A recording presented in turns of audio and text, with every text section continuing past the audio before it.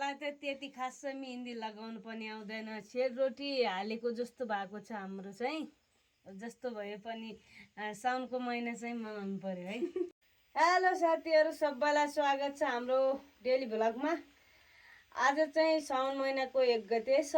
सबैजनाहरूलाई धेरै धेरै शुभकामना छ। सबैको जीवनमा साउन महिना जसरी हरियाली छाओस्, सबैको जीवन सुखमय रहोस् भन्न चाहन्छु। यो शुभकामना छ हाम्रो तर्फबाट सबैजनालाई। आज चाहिँ हामी मेहन्दी लगाउँदैछौँ। हिजो बेलुका लगाउँ भनेको निद्रा लाग्यो अनि सुतेको। अहिले लगाउँदैछौँ। हामीले त चुरा पनि किनेनौँ, हिजो बेलुका किनेको मेहन्दी पनि खाली छ, केही लगाएको छैन। अहिले लगाउँदैछु, अब लगाउँछु। अनि त्यसपछि चुरा, कपडा सबै सामान किन्न बाँकी नै छ। अनि किन्नलाई मेलौली बजार जान्छौँ भनेको। यता पानी परेर बिजोग भएको छ। हजुरहरूलाई देखाउँछु यता पानी कस्तो परेको छ। रातभरि पानी परेर अहिलेसम्म थाकेको छैन। हजुरहरूलाई हामी हेर्नु न, यता पानी परेर बिजोग भएको छ। अब मेलौली जाउँ भनेको पानीले जानै दिँदैन।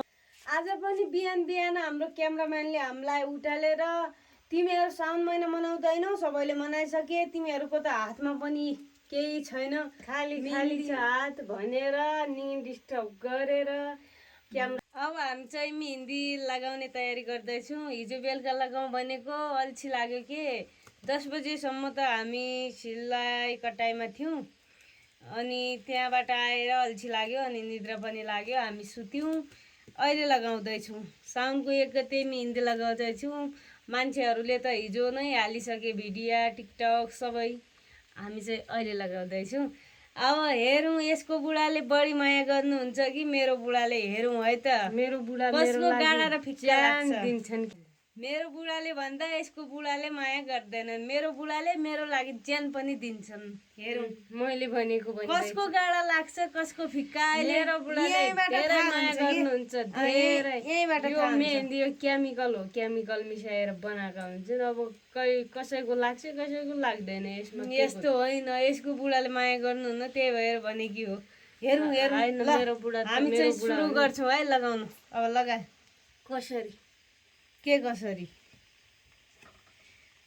अब हामीलाई त आउँदैन, अब युट्युबमा हेरेर लगाउँछु। पहिला चाहिँ यसलाई गोल बनाएर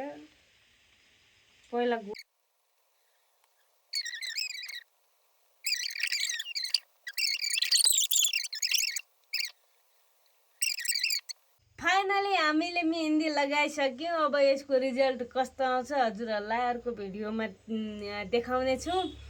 अहिलेलाई यति।